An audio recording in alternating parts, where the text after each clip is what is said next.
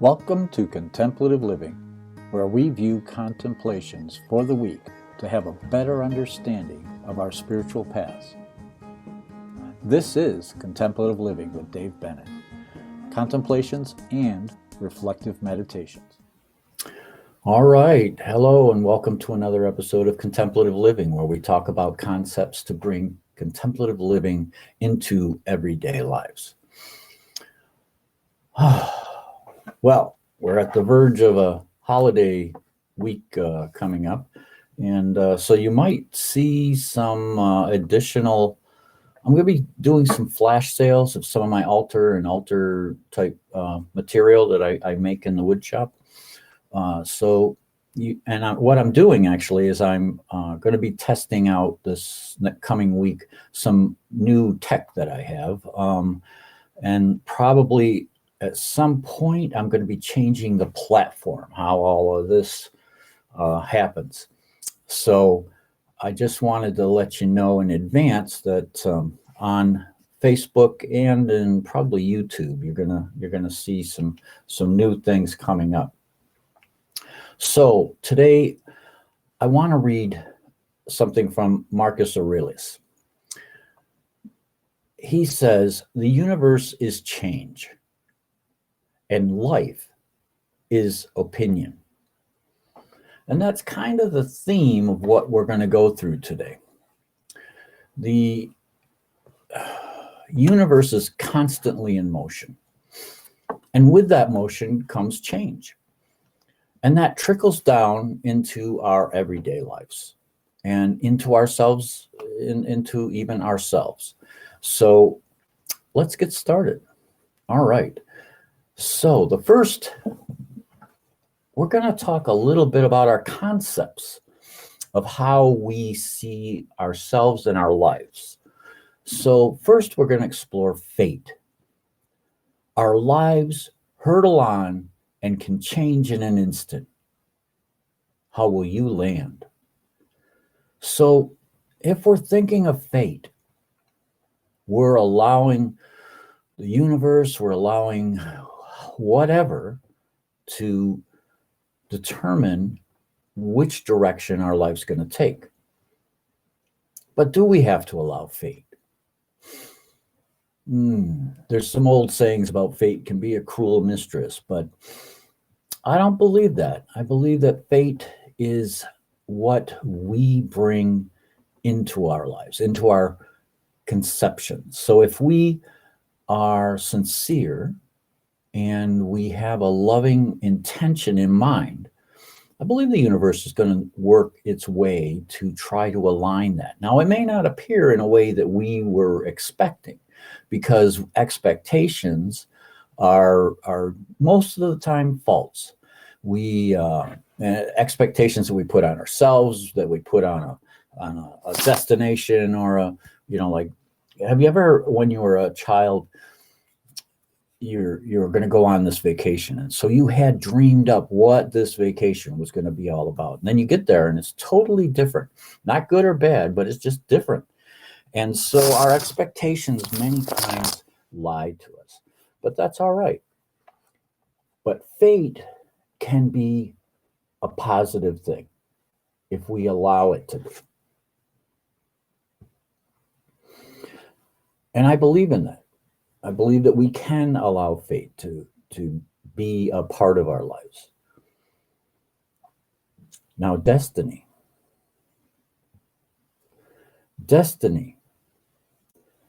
Connecting our true essence with the interrelationship of our shared collective consciousness.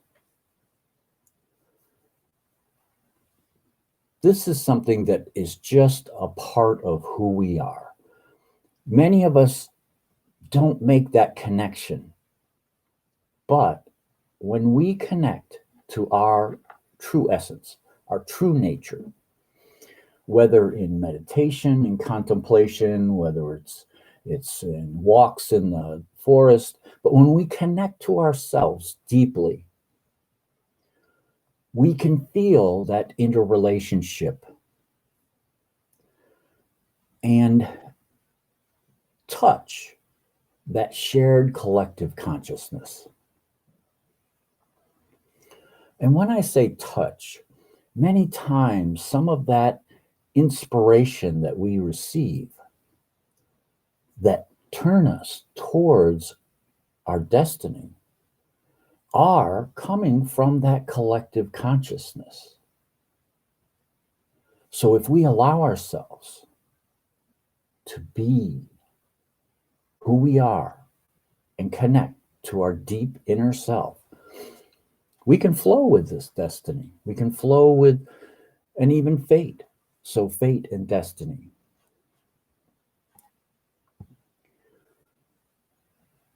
I love this picture because it reminds me of many near-death experiencers, how they explain the tunnel of going into the light. I didn't experience a tunnel, but I experienced the light. But if you look, there's these millions upon millions of ribbons in this picture. And that's something that I did experience, the interconnectedness and the interrelationship and interdependency that we have with each other in these lives. So when we allow ourselves to be true to who we are, we're strengthening that cord with everyone else that we interact with. And so I want you to think about that a little bit. Control. Now, control to many people has a negative connotation. And I can totally understand that and empathize with that. But who has achieved self-mastery required for real and lasting power? Because the only power that we really have is within ourselves. And are we working toward our own self-mastery? Because once we've achieved that, that's the true control. Greetings from the UK. Very nice, Tracy, and morning, Shirley. So we're talking about different concepts today about ourselves, not about our circumstances or the world around us. We're talking about concepts about ourselves. And so this is a way of connecting to that deeper self that we were talking about a moment ago. Now, don't let the word control fool you or create unrealistic expectations.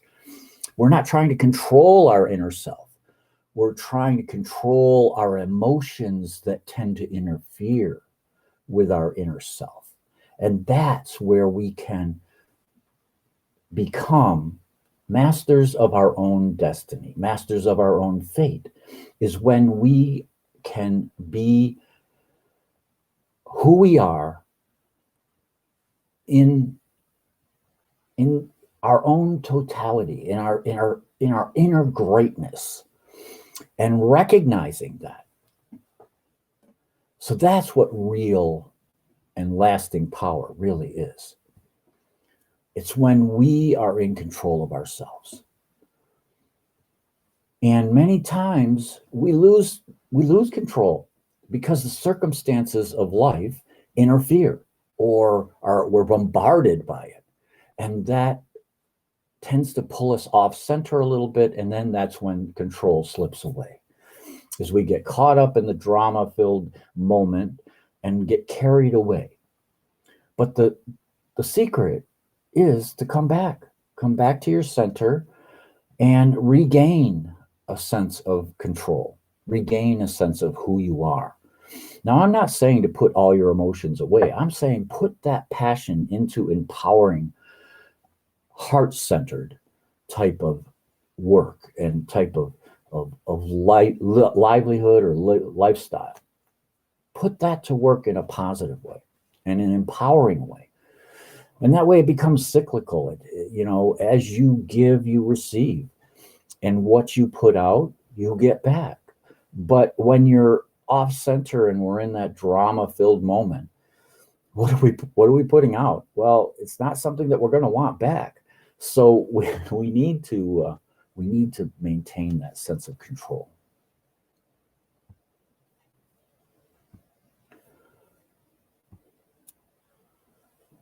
This is kind of what we were just talking about. Rule over yourself. Focus inward to acquire power rather than outward. Focus is really important. That's probably the word that I would have put over the top of this if I were going to do that same format that I did in those other two memes. But focus inward to acquire power rather than outward. Many times in life, we think that our power is outside of ourselves and that we believe that we're going to chase the power, and only to be disappointed when we think we have the power and then realize that that's not it. It really isn't it. The real power in life is empowerment. When it comes from within, that's the type of power that people recognize, because then your aura is projecting your inner confidence, is projecting who you really are, your true self. You're not, you don't need to hide anymore. You don't need to put on these veils of persona that you want people to think you are. You become who you really are and can project your truth. That is when you're ruling over yourself. And that's incredibly powerful. When you can reach that state of being and reach that state of your spiritual development, that you can totally be yourself in every situation. And you don't need, you can throw the personas away. We don't need them anymore.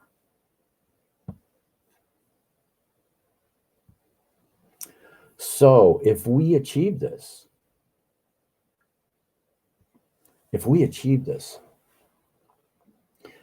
then can we excel? Can we excel? I kind of messed up with this meme. It's whatever, ever. It's really just whatever happens to us today or over the course of our lives. Excel at what has been assigned. So I really was having a little fun with this one, with the picture, because so here's a gal walking the rail, okay? But darn if she doesn't look good while doing it, okay? So excel at whatever happens to us today or over the course of our lives. Many times things, life, remember we started out talking about the universe is in constant change. That means, and it trickles down into our everyday lives. So that means that our lives are in constant change. We're constantly being assigned something new, something to either deal with or overcome, or to flow with. So I like to say, live in this moment, but do your best. Because when we're doing our absolute best in life, then we're squeezing all the juice out of life and we're creating the most, a more positive future for ourselves, for our dependents, for our circle, our community, and even the world, because there's that interconnection, that interdependence with each and every one of us. So do your best. Do your best in everything, and allow that to be a part of your everyday life. And that helps us to create that flow in life.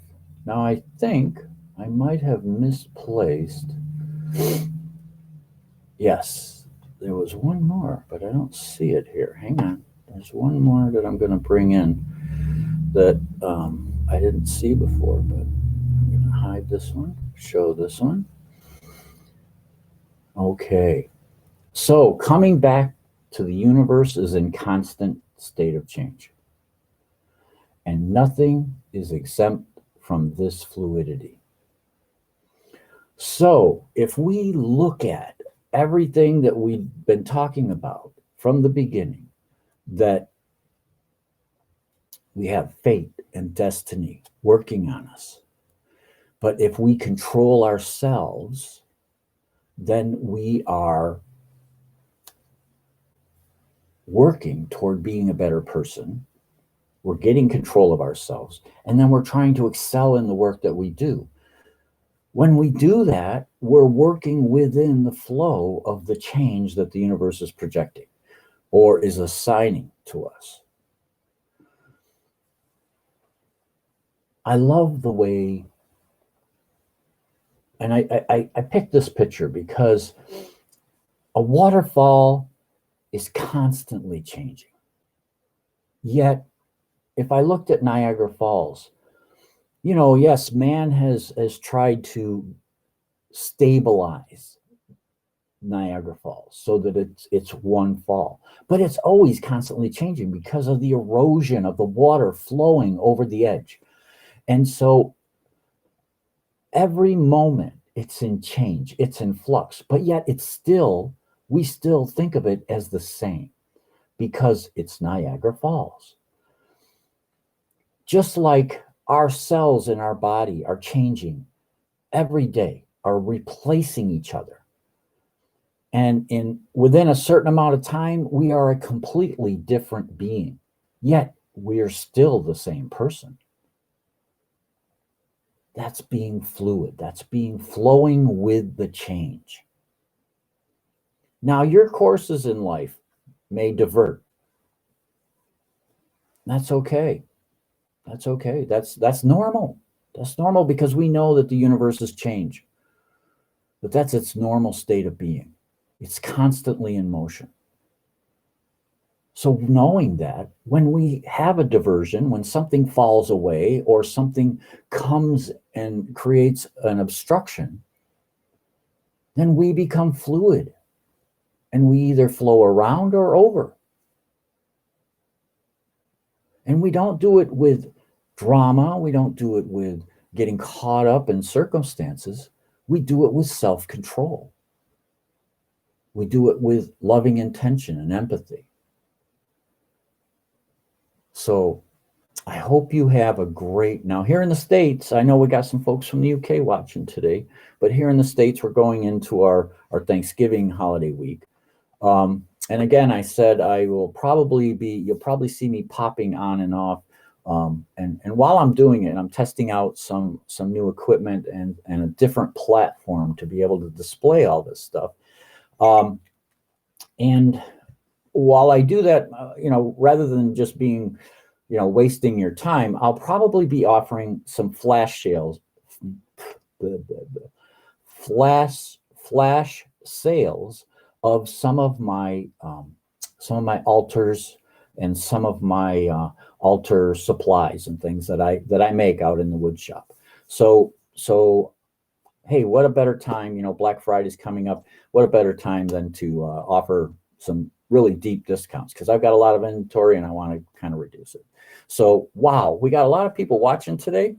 I think I already said hi to Shirley and Tracy, Janet, and Dana. Hey, and Travis, good to see you. All right.